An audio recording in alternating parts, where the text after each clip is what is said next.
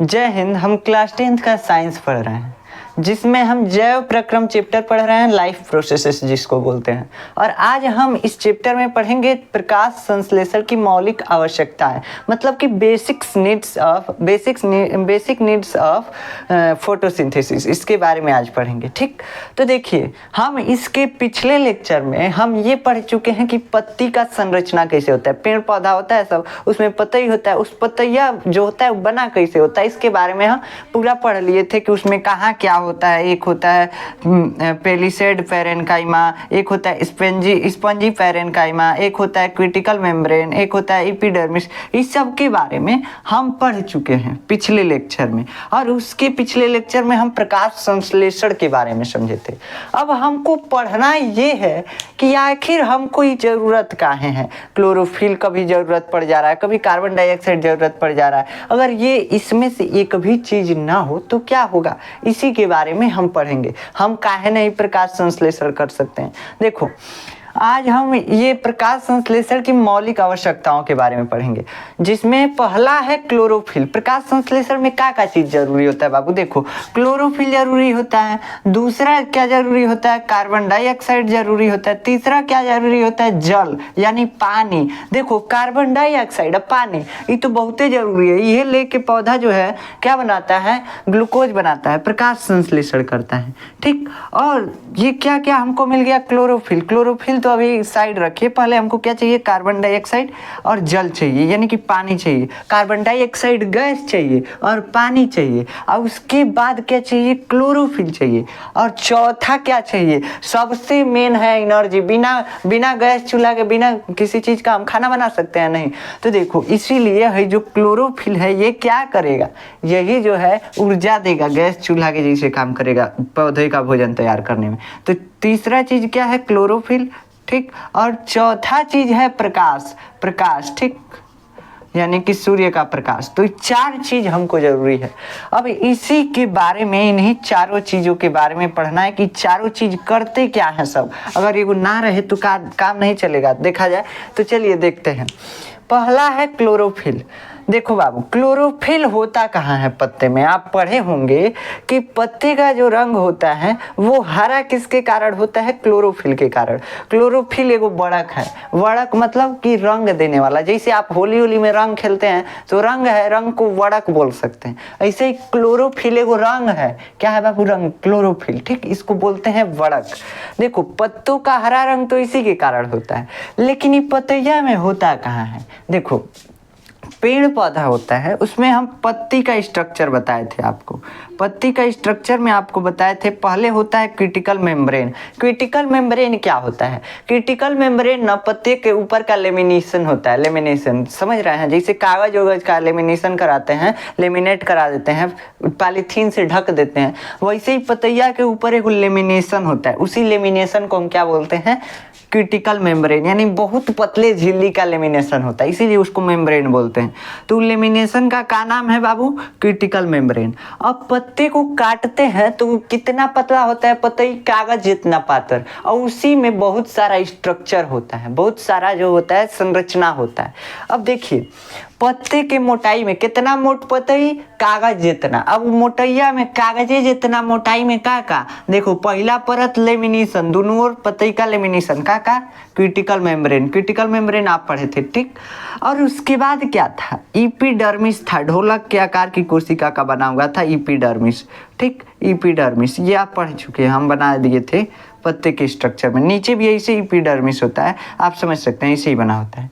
अब एपिडर्मिस में जगह जगह छेद होता है, मतलब है एपिडर्मिस का कोशिका ना कुछ दूरे जाके व्यवस्थित हो जाएगा, मतलब यहाँ पे। अब ये क्या होता है, छेदवा का काम करता है। ये छेद जो होता है ना, इसी से कार्बन डाइऑक्साइड अंदर जाता है। अब मान लो कि पौधा को क्या चाहिए, कार्बन डाइऑक्साइड चाहिए, जल चाहिए यानी पानी चाहिए, और प्रकाश चाहिए। तो बाबू देखो, प्रकाश तो इसे ले सकता है। अब मान लो पॉलीथीन, सफ़ेद पॉलीथीन से, पारदर्शी पॉलीथीन से आपको ढक दिया जाए तो आपके अंदर अजोर नहीं जाएगा, समझ रहे हैं ना? तो ऐसे ही प्रकाश तो इसमें चला जाएगा, लेकिन हमको गैस भेजना है। कौन सा gas, CO2, carbon dioxide gas भेजना है। कहाँ भेजना है, पतई के अंदर। काहे लिए, खाना बन रहा है, भोजन बन रहा है, किस चीज का, पेड़ पौधे का। तो अब देखो है जो यहाँ पे दिख रहा है आपका छेदवा, यहाँ पे पतई का, इसका छेद जो दिख रहा है इसी से जाता है कार्बन डाइऑक्साइड अंदर, और इस छेद को हम क्या बोलते हैं, स्टोमाटा बोलते हैं। स्टोमाटा मतलब कि पड़रंध्र, पत्ते के ऊपर छेद, छेद का मतलब रंध्र। छेद को जानते हैं, छेद को बायोलॉजी बोलता है रंध्र, और रंध्र मतलब का चीज पे है, पतई पे है, और पतई को बायोलॉजी बोलता है पड़। तो देखो पड़रंध्र क्या हो गया बाबू, पड़रंध्र मतलब पतई के ऊपर का छेद को हम क्या बोल रहे हैं, पड़रंध्र, समझ रहे हैं। तो ये पड़रंध्र हो गया।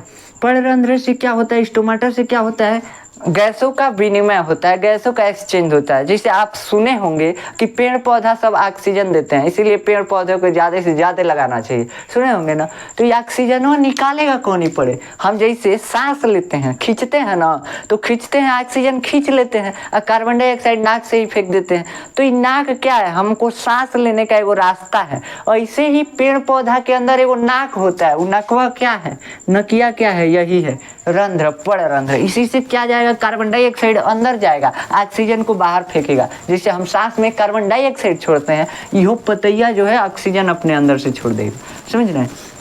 तो ये हो गया आपके पत्ते की संरचना, जिसमें क्या हुआ, ऊपर क्रिटिकल मेम्ब्रेन और उसके नीचे क्या है, एपिडर्मिस है। एपिडर्मिस में जगह जगह छेद पाया जाएगा। उस छेदवा का नाम क्या है, छेद का नाम है रंध्र, पड़रंध्र। पतई के ऊपर है इसलिए पड़रंध्र यानी स्टोमाटा। क्या काम करता है, जैसे हमारा नाक काम करता है ना, ऐसे यो काम करता है, समझ में आया। तो ये होता है आपका क्रिटिकल मेम्ब्रेन, एपिडर्मिस, और उसके बाद अब देखिए इसके अंदर क्या होता है, एपिडर्मिस के बाद यहाँ पे एक होता है पेलिसेड पैरेन्काइमा। पेलिसेड पैरेन्काइमा ये क्या होता है, एक उत्तक होता है जिसको हम मृदुतक भी बोलते हैं, मृदुतक, खम्भ मृदुतक बोलते हैं, ठीक, समझ में आया। तो इसको आप खम्भ मृदुतक भी बोल सकते हैं या पेलिसेड पैरेन्काइमा भी बोल सकते हैं, आपके ऊपर डिपेंड करता है। ये गोल गोल कोशिका होता है, गोल गोल, इसको क्या बोलते हैं, गोल गोल, चाहे इसे चपटा मतलब अनियमित आकार का होता है, समझ रहे हैं।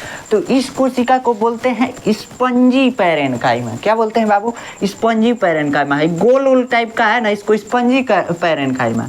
और जौन खमिया के जैसे है ना, इसको क्या बोलेंगे, खम्भ मृदुतक या पेलिसेड पैरेन्काइमा, समझ रहे हैं। अब इसी दोनों कोशिका में क्या होता है, क्लोरोप्लास्ट होता है।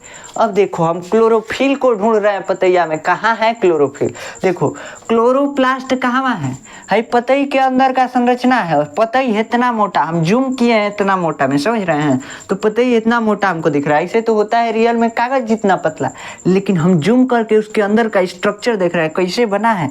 तो इसके अंदर देख रहे हैं कि है क्रिटिकल मेम्ब्रेन, जिसको लेमिनेशन हम बोल सकते हैं पत्ते का। उसके बाद है चमड़ी, समझ रहे हैं, चमड़ी जिसको एपिडर्मिस बोल रहे हैं। चमड़ी में छेद है, पोर्स है, ठीक। इससे क्या होगा, ऑक्सीजन और कार्बन डाइऑक्साइड का विनिमय होगा, मतलब जैसे हम सांस लेते हैं इसे यो हवा खींचेगा छोड़ेगा, यही करेगा पत्ता भी, ठीक।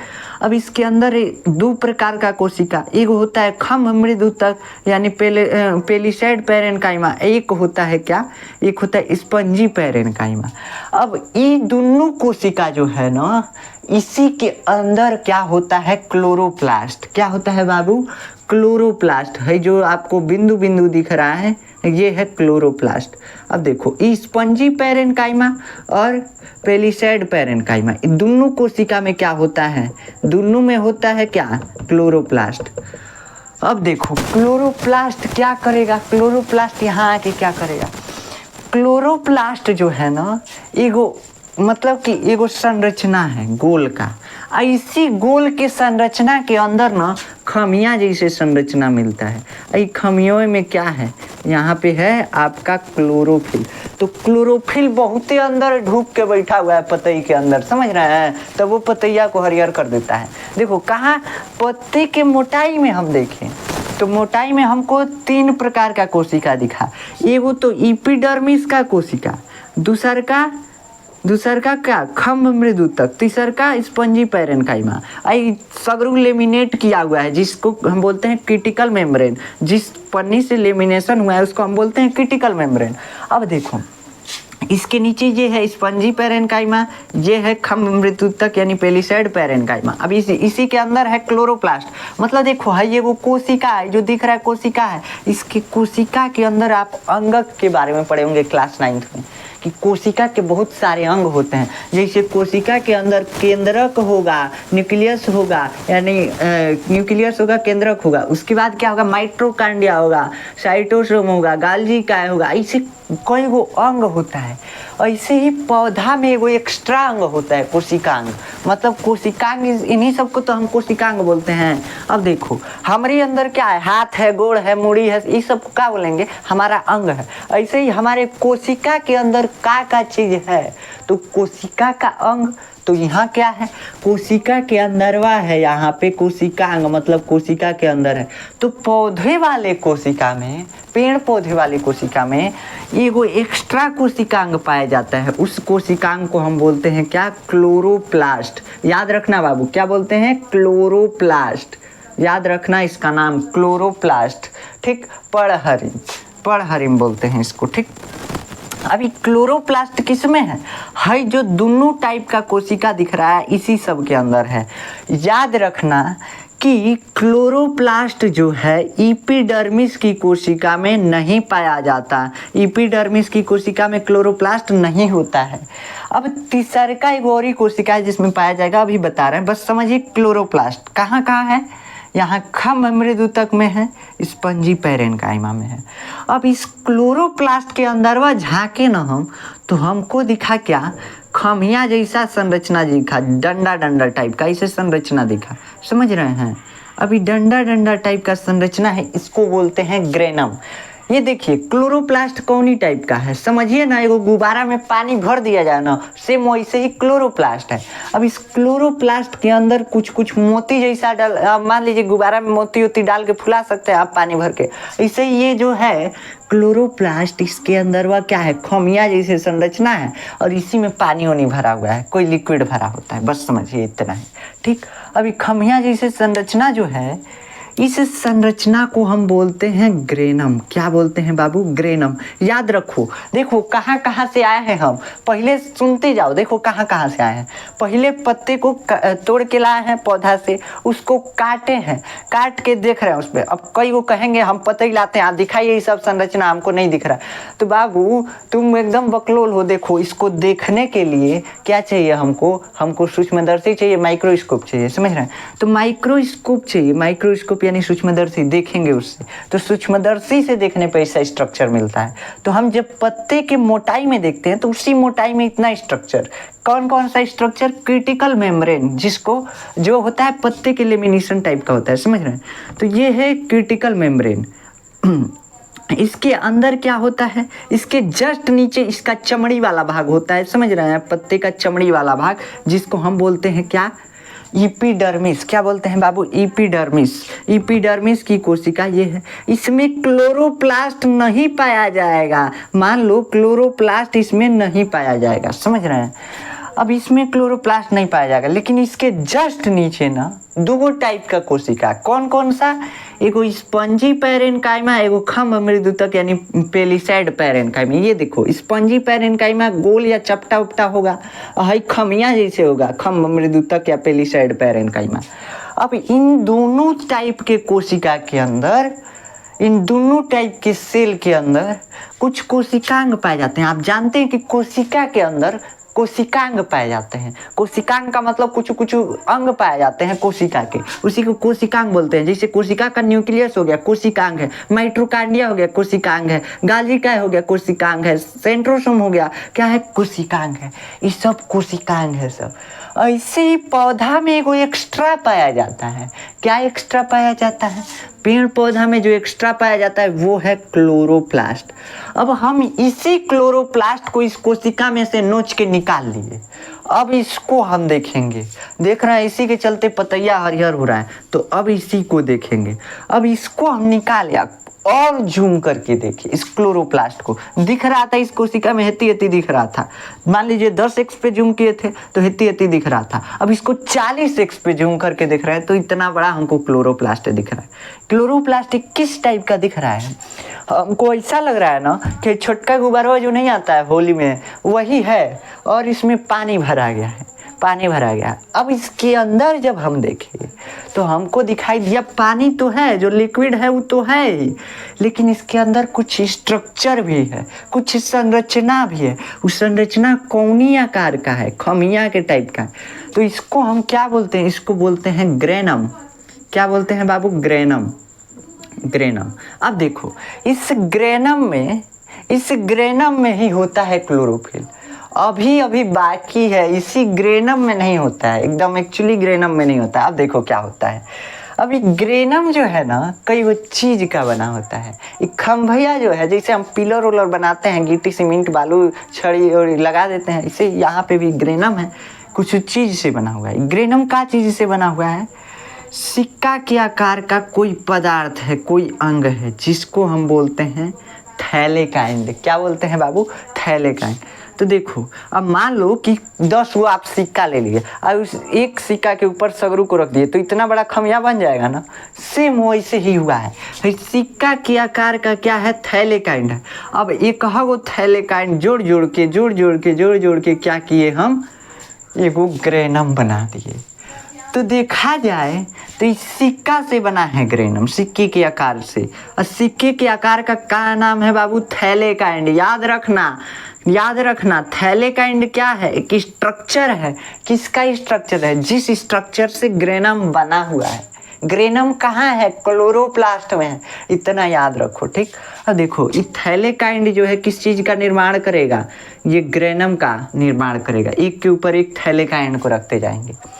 अब इस सिक्का जो है ना, थैलेकाइंड जो है ना, ये एगो मेम्ब्रेन में बंद है। क्या है बाबू? एगो मेम्ब्रेन में बंद है। देखो कैसे मेम्ब्रेन में बंद है। जैसे सिक्का उक्का के ऊपर पन्नी चढ़ा दीजिए, वैसे ही समझिए कि ये थैलेकाइंड है, सिक्का के आकार का है। क्या है? पन्नी में बंद है। कहो सिक्का बहुत पतले पन्नी में बंद है। उस पन्नी को हम बोलते हैं थैलेकाइंड मेम्ब्रेन। क्या बोलते हैं बाबू? थैलेकाइंड मेम्ब्रेन। आप सुने होंगे आरओ मेम्ब्रेन, सुने हैं ना, जो फिल्टर में लगता है, आरओ फिल्टर पानी छानने वाले में लगता है। तो वैसे इसमें भी एक मेम्ब्रेन होता है। मेम्ब्रेन मतलब बहुत पतरका झिल्ली, समझ रहे हो? तो ये झिल्ली में ढका हुआ है। इसका भी लेमिनेशन है, इस सिक्का का। तो लेमिनेशन इसका क्या हुआ है? थैलेकाइंड मेम्ब्रेन से हुआ है। यहाँ पे क्या था? यहाँ पे क्रिटिकल मेम्ब्रेन था। अब ये जो है थैलेकाइंड, ये जौनी झिल्ली से ढका हुआ है, जिस चीज का लेमिनेशन चढ़ा हुआ है, उस लेमिनेशन को हम बोलते हैं थैलेकाइंड मेम्ब्रेन। अब इसी मेम्ब्रेन में, इसी झिल्लिया में है क्या? क्लोरोफिल। तो हम कह सकते हैं कि क्लोरोप्लास्ट के अंदर क्या है? क्लोरोफिल है। अब क्लोरोफिल क्लोरोप्लास्ट के अंदर कहाँ है? तो देखा जाए तो ग्रेनम में है। अब ग्रेनम के अंदर कहाँ है? तो थैलेकाइंड में है। थैलेकाइंड के अंदर कहाँ है? तो ये है किस में? थैलेकाइंड मेम्ब्रेन में।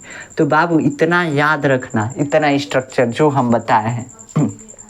ये स्ट्रक्चर कहाँ है? पत्ते में है। पत्ते में कहाँ है? पत्ते में होता है 4 तरह का संरचना। एक होता है क्रिटिकल मेम्ब्रेन, दूसरा होता है एपिडर्मिस, तीसरा होता है 2 प्रकार का कोशिका, जिसमें से एक होता है पेलिसैड पैरेन्काइमा, एक होता है स्पंजी पैरेन्काइमा। इन्हीं दोनों कोशिका में क्या होता है बाबू? इसी दोनों कोशिका में क्लोरोप्लास्ट होता है। क्या होता है? क्लोरोप्लास्ट है। जो हमको बिंदु बिंदु दिख रहा है इस कोशिका में, यह है क्लोरोप्लास्ट।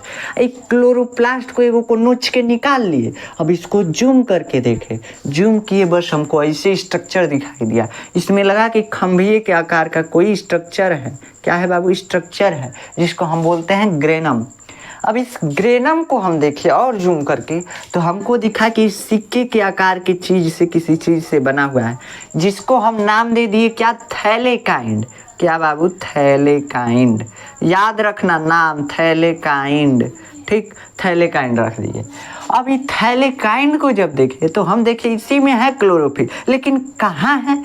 तो अब देखिए कि इसके ऊपर एगो परत चढ़ा हुआ है, एगो लेमिनेशन चढ़ा हुआ है। उस लेमिनेशन का नाम हम क्या रख दिए? थैलेकाइंड मेम्ब्रेन। क्या बाबू? मेम्ब्रेन।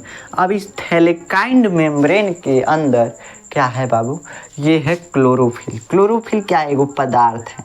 तो ये एगो वड़क है, रंग टाइप का होता है। तो वैसे ही कहाँ है? ये क्लोरोप्लास्ट के अंदर थैलेकाइंड मेम्ब्रेन में है। तो यहाँ पे आ गया आपका क्लोरोफिल।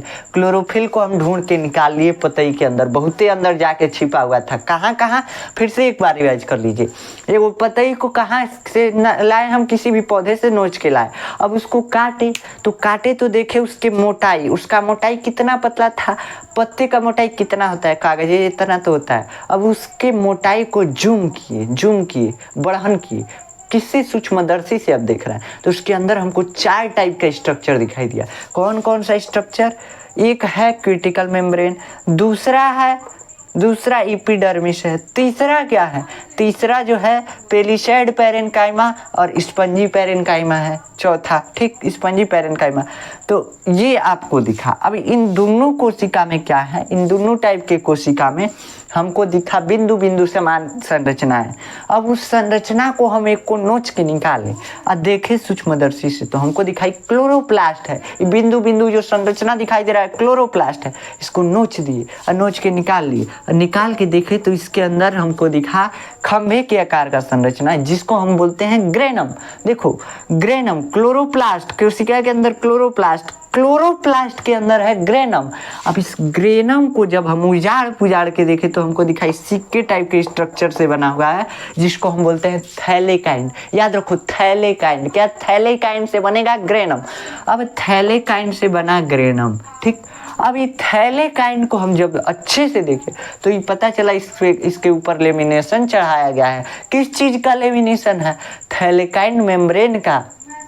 अब हम देखिए कि इस थैलेकाइंड मेम्ब्रेन में जो सिक्वा के ऊपर लेमिनेशन चढ़ाया गया है, इसी लेमिनेशन में क्या है, क्लोरोफिल है आपका। तो क्लोरोफिल कहाँ उपस्थित होता है बाबू? क्लोरोफिल होता है क्लोरोप्लास्ट के अंदर, कहाँ पे? थैलेकाइंड मेम्ब्रेन में। तो अब से पूछेगा कोई तो याद रखना। अब देखो ये जो आप देख रहे हैं ये स्ट्रक्चर, ये किसका है? क्लोरोप्लास्ट का ही है। क्लोरोप्लास्ट में आपको दिख रहा है ये क्या है? ये है ग्रेनम, जो बड़ा बड़ा खंबे लाइक स्ट्रक्चर दिख रहा है, ये है ग्रेनम, ठीक। तो आप समझ गए होंगे। अब देखिए क्लोरोप्लास्ट में कई जगह होते हैं, जगह का नाम याद रखिएगा। देखिए ये जो खाली जगह है ना, जिसको हम बोलते हैं स्ट्रोमा, क्या बोलते हैं बाबू? स्ट्रोमा। तो याद रखना, बस इतना ही याद रखना है, और कहीं नहीं, और कुछ नहीं। और इतना याद रखना, क्लोरोप्लास्ट जो होता है डबल झिल्ली में बंद होता है। जैसे आप पानी होने वाला सामान लाते हैं, डबल झिल्ली में पैक कर देते हैं, ऐसे ही क्लोरोप्लास्ट डबल गुब्बारे वाला मतलब स्ट्रक्चर होता है, समझ सकते हैं। तो डबल झिल्ली में बंद होता है ये। अब इसमें खाली जो स्थान होता है, जहाँ पे मतलब लिक्विड बस भरा होता है, खमिया लाइक स्ट्रक्चर नहीं होता है, उसको हम बोलते हैं स्ट्रोमा। क्या बोलते हैं बाबू? स्ट्रोमा। तो याद रखना, स्ट्रोमा ये आपको याद रहना चाहिए। इसको बोलते हैं स्ट्रोमा लैमेला। क्या बोलते हैं? स्ट्रोमा लैमेली, ठीक, याद रखिएगा। ऐसे इसको याद रखने का कोई ज़रूरत नहीं, बस स्ट्रोमा भाग याद रखिएगा, हाइग्रेनम याद रखिएगा, थैलेकाइंड याद रखिएगा। इतना याद रखेंगे तो आपका काम चल जाएगा। अब चलते हैं हम आगे का हम पढ़ते हैं। अब हम देखिए यहाँ पे लिखे हुए हैं, यह क्लोरोफिल क्या है? देखिए यह क्लोरोप्लास्ट में थैलेकाइंड मेम्ब्रेन में पाया जाता है। इसी एक लाइन को समझाने के लिए हमको इतना स्ट्रक्चर समझाना पड़ा कि पत्ते के अंदर ये स्ट्रक्चर होता है, इसके अंदर ये क्लोरोप्लास्ट होता है, क्लोरोप्लास्ट के अंदर ग्रेनम होता है, ग्रेनम के अंदर थैलेकाइंड होता है, और उसके अंदर क्या होता है? एक थैलेकाइंड मेम्ब्रेन होता है, और उसी में होता है क्लोरोफिल। तो इतना ये एक ही लाइन के लिए समझाना पड़ा है।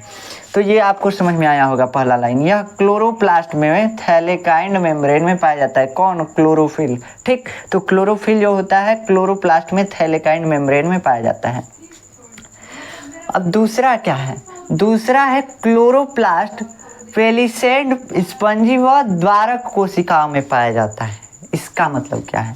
अभी जो खंभे आकार का आप कोशिका देखे थे पत्ते के अंदर, ये आपका क्यूटिकल मेम्ब्रेन, ये हो गया एपिडर्मिस। ये जो खंभे आकार का कोशिका था, इसके नीचे क्या था? गोल आकार का कोशिका था। अब ये जो होता है, ये तो हो गया आपका खम्भ मृदुतक या पेलिसैड पैरेन्काइमा या पेलिसैड कोशिका। इसको बोलते हैं स्पंजी कोशिका। ये जो आपको दिख रहा है ये स्ट्रक्चर, ये होता है स्पंजी कोशिका। इसी में क्लोरोप्लास्ट होता है। क्या होता है? क्लोरोप्लास्ट। तो ये दोनों कोशिका में क्लोरोप्लास्ट। तीसरा जगह कहाँ होता है तो देखो यहाँ पे जो आपको छिद्र दिखता है ना, इसमें वो दरवाजा लगा होता है। वो दरवाजा का चीज का होता है, कोशिका का होता है, कोशिका का। मान लीजिए छेदवा को कभी बंद करना होगा तो क्या करेंगे, दरवाजा लगाएंगे। तो दरवाजा जो होता है कोशिका का होता है, जिसको हम बोलते हैं द्वारक कोशिकाएं। हम पढ़ाए हैं आपको स्टोमाटा के बारे में। इसमें सेम के बीज के आकार की 2 कोशिकाएं होती हैं। इसी में जो होता है इसकी परिधि पे क्लोरोप्लास्ट होता है। तो 3 टाइप की कोशिकाओं में क्लोरोप्लास्ट उपस्थित होता है पत्ते में। कहाँ कहाँ, एगो तो है जो दिख रहा है आपको, खम्भ मृदुतक या पेलिसैड पैरेन्काइमा, स्पंजी पैरेन्काइमा, और क्या है ये छेदवा पे जो दरवाजा लगा हुआ है, ये रंध्र जो है पतई में, इसके ऊपर जो दरवाजा लगा हुआ है तो कोशिका का दरवाजा है। ये कोशिका जो है इसको क्या बोलते हैं, द्वारक कोशिकाएं। क्या बोलते हैं, गार्ड सेल या द्वारक कोशिकाएं। इसी कोशिका में भी है क्लोरोप्लास्ट। तो 3 टाइप की कोशिकाओं में क्लोरोप्लास्ट पाया जाता है। तो यही दूसरा लाइन आपको बता रहा है कि क्लोरोप्लास्ट पेलिसैड, स्पंजी व द्वारक कोशिकाओं में पाया जाता है। पेलिसैड मतलब खमिया आकार का, स्पंजी मतलब गोल चपटा उपटा कर्ण टाइप का हो। उसके बाद ये द्वारक कोशिका ये है, ठीक। ये स्टोमाटा के बारे में समझ आ रहा है, ठीक। अब देखिए थैलेकाइंड के मिलने से ग्रेनम बनता है। अभी बताया है कि सिक्का लाइक स्ट्रक्चर होता है थैलेकाइंड, सिक्का के समान। इस सिक्का को एक के ऊपर एक, एक के ऊपर एक रखते जाइए, क्या बन जाएगा, खमिया बन जाएगा। इसी खमिया को हम क्या बोलते हैं, ग्रेनम। तो यहाँ पे क्या लिखा हुआ है, थैलेकाइंड के मिलने से ग्रेनम बनता है। एक वो थैलेकाइंड एक के ऊपर रखते गए हैं, इसी स्ट्रक्चर को हम ग्रेनम बोल दिए हैं। खत्म बात। क्लोरोप्लास्ट में खाली स्थान को स्ट्रोमा बोलते हैं। हम आपको बताए हैं कि क्लोरोप्लास्ट में जो खलिया स्थान होता है उसको स्ट्रोमा बोलते हैं। अब देखो क्लोरोफिल को ऊर्जा परावर्तक कहा जाता है, या प्रकाश ऊर्जा को रासायनिक ऊर्जा में परिवर्तित कर देता है। क्लोरोफिल का जरूरत हमको प्रकाश संश्लेषण में कहाँ था तो हमको ऊर्जा कन्वर्ट करने के लिए ने। जैसे देखा जाए तो हम खाना बनाते हैं तो हमको चाहिए गैस चूल्हा, चाहे इंडक्शन वगैरह, चाहे हीटर, कुछ चाहिए एनर्जी के रूप में, चाहे लकड़ी वाला चूल्हा कोनो चाहिए, मतलब जलाना पड़ता है। वैसे ही क्या है, वैसे ही यहाँ पे जो क्लोरोफिल है, क्लोरोफिल क्या करता है, प्रकाश ऊर्जा को लेता है। तो हम प्रकाश से कैसे खाना बनाएंगे, नहीं बना पाएंगे। ऐसे ही ये भी नहीं बना पाएगा। तो ये क्या करता है, उसको रासायनिक ऊर्जा में कन्वर्ट कर देता है। क्या करता है बाबू, रासायनिक ऊर्जा में कन्वर्ट कर देता है। अब इसका मतलब क्या है, जैसे हम प्रकाश ऊर्जा आता है तो सोलर बीचे में लगा देते हैं। सोलर में क्या करता है, प्रकाश ऊर्जा आ रहा है, प्रकाश यानी सूर्य का अंजोर आ रहा है, घाम आ रहा है, समझ रहे हैं। और उसका क्या करता है, इलेक्ट्रिसिटी बना देता है सोलर पैनल, समझ रहे। इलेक्ट्रिसिटी मतलब कि विद्युत बना देता है।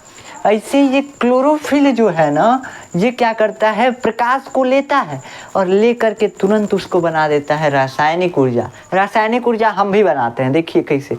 जैसे आया सोलर से, देखिए कहाँ से आया, सूरज से आया प्रकाश, घाम आया, क्या हुआ, सोलर पैनल उसको इलेक्ट्रिसिटी में बदला, इलेक्ट्रिक ऊर्जा में, इलेक्ट्रिक एनर्जी में, मतलब विद्युत धारा में। और विद्युत धारा हम ले जाके बैटरी में स्टोर करते हैं। अब बैटरिया कौन सी में स्टोर कर रहा है, बैटरिया रासायनिक ऊर्जा के रूप में उसको स्टोर कर रहा है, उसको संचित कर रहा है, मतलब कि स्थित कर रहा है उस ऊर्जा को। बटोर किस में रहा है, रासायनिक ऊर्जा में। ऐसे ही क्या है, ऐसे यहाँ पे क्लोरोफिल जो है ये क्या काम करता है, ये प्रकाश ऊर्जा को सीधे रासायनिक ऊर्जा में परिवर्तित कर देता है, केमिकल एनर्जी में परिवर्तित कर देता है, ठीक। अब केमिकल एनर्जी क्या होता है, जैसे देखो केमिकल एनर्जी का हम एक उदाहरण आपको देते हैं। आप क्या कीजिए, एक आप लीजिए सोडियम मेटल, बहुत खतरनाक एक्सपेरिमेंट है, कीजिएगा मत, ठीक। देखिए सोडियम मेटल लीजिए इतना बड़ा और ले जाके पानी में फेंकिए, बहुत बड़हन धमाका होगा। उस धमाका से हम क्या कर सकते हैं, बहुत बड़का एनर्जी निकल रहा है, उसका हम उपयोग कर सकते हैं। तो यह है रासायनिक ऊर्जा, ठीक। ऐसे ही बैटरी जो है रासायनिक ऊर्जा के रूप में कन्वर्ट करता है, ये भी रासायनिक ऊर्जा के रूप में कन्वर्ट करता है। अब देखो यहाँ पे आपका क्लोरोफिल का काम समझ में आ गया, ये कैसे काम करता है, कहाँ होता है और क्या काम करता है। ठीक, अब इसके अलावा भी कई वर्णक पाए जाते हैं पेड़ पौधों में, जैसे जैसे में एक होता है जैंथोफिल, कई मतलब वर्णक होते हैं जो अलग अलग रंग के प्रकाश को एब्जर्व करते हैं, एब्जर्व करके और क्लोरोफिल को दे देते हैं, ये रासायनिक ऊर्जा में परिवर्तित कर देता है। इस सब प्रकाश को नहीं ऑब्जर्व कर पाता है। जानते हैं आप प्रकाश में 7 गो कलर होता है, तो सब प्रकाश को नहीं ऑब्जर्व कर पाता है, तो और इस सहायता करने वाले सब होते हैं इसके, तो क्या करते हैं और प्रकाश को ऑब्जर्व करके और इसको दे देते हैं सब, जिससे ये क्या करता है प्रकाश ले लेता है और फिर उसको रासायनिक ऊर्जा में कन्वर्ट कर देता है। इसको याद रखने की जरूरत नहीं है, पूछेगा नहीं, बस इतना समझिए क्लोरोफिल क्या करता है, प्रकाश ऊर्जा को सीधा क्या करता है, रासायनिक ऊर्जा में परिवर्तित कर देता है। खत्म बात। अब इस रासायनिक ऊर्जा से पौधा अपना भोजन बनाएगा। अब चलते हैं कार्बन डाइऑक्साइड। आज इतना ही पढ़ेंगे, 2 ही। ठीक, कार्बन डाइऑक्साइड। कार्बन डाइऑक्साइड स्थलीय पौधे वायुमंडल से तथा जलीय पौधे जल में घुलित कार्बन डाइऑक्साइड का प्रयोग करते हैं। अब ये कार्बन डाइऑक्साइड कहाँ से खींच रहा था सब पौधा, कहाँ से खींच रहा था, खींच रहा था सब स्टोमेटा से। स्टोमेटा मतलब कि पर्णरंध्र, पतैया के ऊपर आई पतई है, समझ रहे हैं, ये है आपका पत्ता। ठीक, अब इसके ऊपर आपका छेद था, ये छेद जो है क्या था, छेद जो है इसी को हम स्टोमाटा बोलते हैं, यानी पर्णरंध्र बोलते हैं। पत्ते के ऊपर के छेद को हम क्या बोलते हैं, पर्णरंध्र। अभी पर्णरंध्र जो है यही कार्बन डाइऑक्साइड को खींचेगा, यही जो है ऑक्सीजन को फेंकेगा, मतलब ये रास्ता है वो, समझ रहे हैं, जैसे हमारा नाक है वैसे पतई के ऊपर है एगो छेद जो कार्बन डाइऑक्साइड को लेगा, ऑक्सीजन को फेंकेगा। तो ये क्या करता है, स्थलीय पौधे वायुमंडल से तथा जलीय पौधे जल में घुलित कार्बन डाइऑक्साइड का प्रयोग करते हैं। अब हमको जानते हैं प्रकाश संश्लेषण कराने के लिए कार्बन डाइऑक्साइड गैस चाहिए। अब कहेंगे कई गो सब कि कार्बन डाइऑक्साइड क्या बक रहे हैं, समझ में नहीं आ रहा है क्या होता है। देखो कार्बन डाइऑक्साइड क्या होता है, एगो गैस होता है, हवा होता है। जैसे आप थम्स अप कोको कोला वगैरह पीते हो ना, ऐसे अगर थम्स अप कोको कोला को हिला करके आप खोलोगे तो गाज बन के फेंकता है। कैसे, वो सब जो होता है कार्बन डाइऑक्साइड गैस उसमें घुला होता है, उस कोको कोला थम्स अप में गैस मतलब हवा। और कहेंगे पानी में हवा घुलता है, हाँ घुलता है, उसको प्रेशर देके घुला जाता है। ठीक, मतलब कि उसको बहुत ज़्यादा प्रेशर पे इंटर कराया जाता है जिससे वो घुल जाता है पानी में। तो उसमें घुला होता है कार्बन डाइऑक्साइड गैस, खोलते हैं फचाक से हवा निकलता है, वो हवा क्या है, कार्बन डाइऑक्साइड गैस है। तो ये जो होता है कार्बन डाइऑक्साइड गैस, वही गैस जो होता है पत्ता अपने अंदर लेता है। तो हम देख रहे हैं कि पौधे जो हैं 2 प्रकार के हैं। कई प्रकार के बाबू, 2 कैसे, एगो तो जो हमको ऐसे दिखाई दे रहा है कि हाँ जमीने पे है, सही है, एगो पनियों में होते हैं सर। ये कहाँ से लेंगे, अगर छेद रहेगा तो पनिया छेद के अंदर से घुसने लगेगा, तो कहाँ से लेंगे। तो इनके अंदर ये तो क्या करते हैं, ये जो स्थल पे होते हैं, जमीन पे पौधे होते हैं, ये वायुमंडल में उपस्थित कार्बन डाइऑक्साइड को अवशोषित कर लेते हैं, ले लेते हैं। लेकिन जो पानी के अंदर होते हैं सब, वो जल में घुलित कार्बन डाइऑक्साइड को लेते हैं। जल में कार्बन डाइऑक्साइड घुला रहता है, उसी में से तने से खींच लेंगे सब, जड़ से खींच लेंगे सब, इसी सब से खींच लेते हैं। ठीक, तो जो जल में डूबा हुआ भाग होता है उसमें स्टोमेटा नहीं पाया जाता है, तो जड़ से भी खींचते हैं सब कार्बन डाइऑक्साइड को। तो इतना याद रखिएगा, कभी पूछ दे कोई कि हाँ जल में, ये तो समझ में आ रहा है कि हवा में है, अब पनिया में कहाँ से कार्बन डाइऑक्साइड लाएगा, पेड़ पौधा कैसे जीवित है। तो जल में भी कार्बन डाइऑक्साइड घुला होता है, कहाँ से खींचते हैं सब पौधे, तना से भी खींच सकते हैं, जड़ से भी खींच सकते हैं। अब देखो इतना समझ में आया कि स्थलीय पौधे वायुमंडल से तथा जलीय पौधे जल में घुलित कार्बन डाइऑक्साइड का प्रयोग करते हैं। अब सामान्यतः पौधों में प्रकाश संश्लेषण के समय रंध्र खुले रहते हैं, जबकि मांसल पौधे में रंध्र रात के समय खुलते हैं। ये रंध्र जो होते हैं बंद रहते हैं और काम पड़ता है तभी खुलते हैं। मतलब कि अगर मान लीजिए घाम है तो प्रकाश संश्लेषण होगा, पौधा सब अपना भोजन बनाएगा सब, तो जब बनाते रहते हैं सब भोजन, तब तो ये छेदवा जो है पतई के अंदर का खुला रहता है। लेकिन जैसे छाँव होगा यानी रात होगा, पत्ते के अंदर का छेद बंद हो जाएगा। क्या होगा, ये बंद हो जाएगा छेदवा। लेकिन ये तो ऐसे क्या होता है, ये तो सामान्य रूप से होता है। हम देखते हैं कि हमारे आसपास के जो पौधे हैं ऐसे करते हैं, प्रकाश संश्लेषण जब होगा तभी छेद को खुला रखेंगे, रंध्र को खुला रखेंगे। पेड़ पौधे कहाँ से कार्बन डाइऑक्साइड लेना है, ऑक्सीजन फेंकना है, इसीलिए खुला रखेंगे। तो प्रकाश संश्लेषण होगा तभी तो कार्बन डाइऑक्साइड की जरूरत है, और जब प्रकाश संश्लेषण होगा तभी तो ऑक्सीजन बाहरी आएगा। तो ये दोनों को आदान प्रदान करने के लिए क्या चाहिए, रास्ता चाहिए। रास्ता क्या है, छेद है पत्ते के ऊपर का, जो रंध्र पाया जा रहा है, पड़रंध्र। तो पड़रंध्र जो होते हैं प्रकाश संश्लेषण के समय खुले रहते हैं, और प्रकाश संश्लेषण न होने पे ही बंद हो जाते हैं, मतलब क्लोज हो जाते हैं। अब देखो क्या होता है, जबकि मांसल पौधे में रंध्र रात के समय खुलते हैं। मांसल पौधा क्या होता है, मांसल पौधे का मतलब है जो पानी स्टोर करके रखता हो, पानी स्टोर करके रखता हो। मतलब जैसे मान लो कि रेगिस्तान है, राजस्थान है, रेगिस्तान में है, ठीक।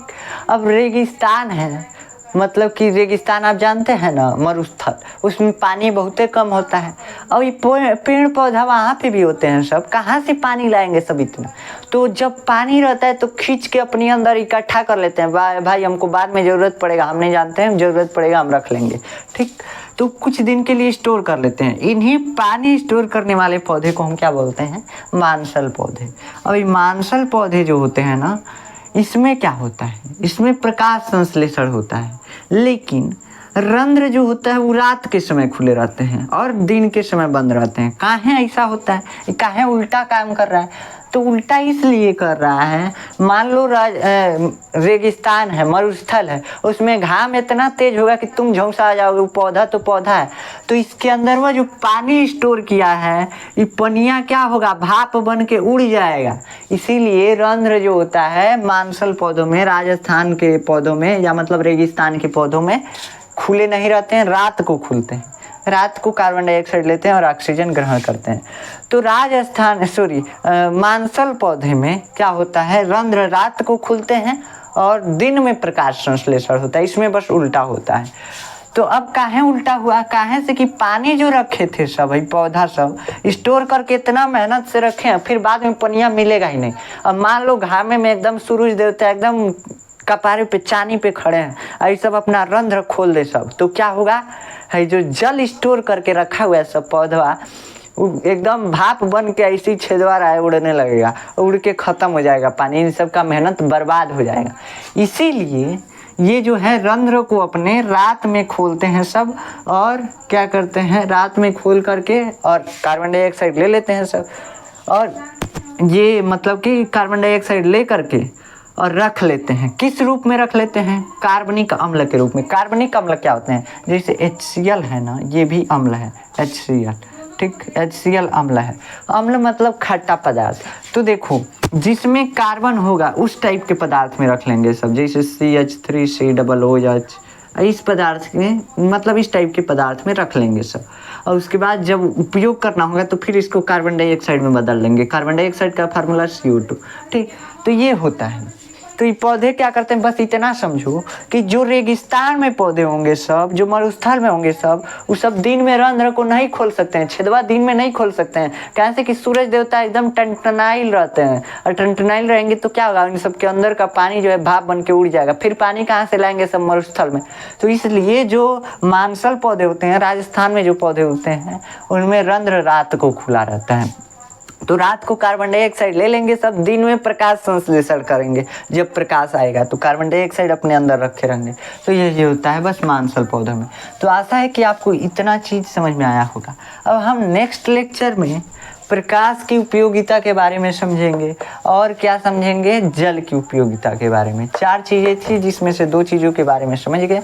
ये सबसे ज़्यादा टाइम ले लिया क्लोरोफिल वाला, तो इसीलिए थोड़ा, नहीं तो हम तो सोचे थे कि आज ही सारा ख़त्म कर दें, लेकिन देखिए नहीं हो पाया, इसलिए हम यही 2 टॉपिक पढ़ के छोड़ देते हैं। अब नेक्स्ट लेक्चर में हम उसको भी कवर करेंगे, और प्रकाश संश्लेषण की प्रमुख घटनाओं के बारे में समझेंगे कि प्रकाश संश्लेषण के समय होता क्या क्या है आखिर।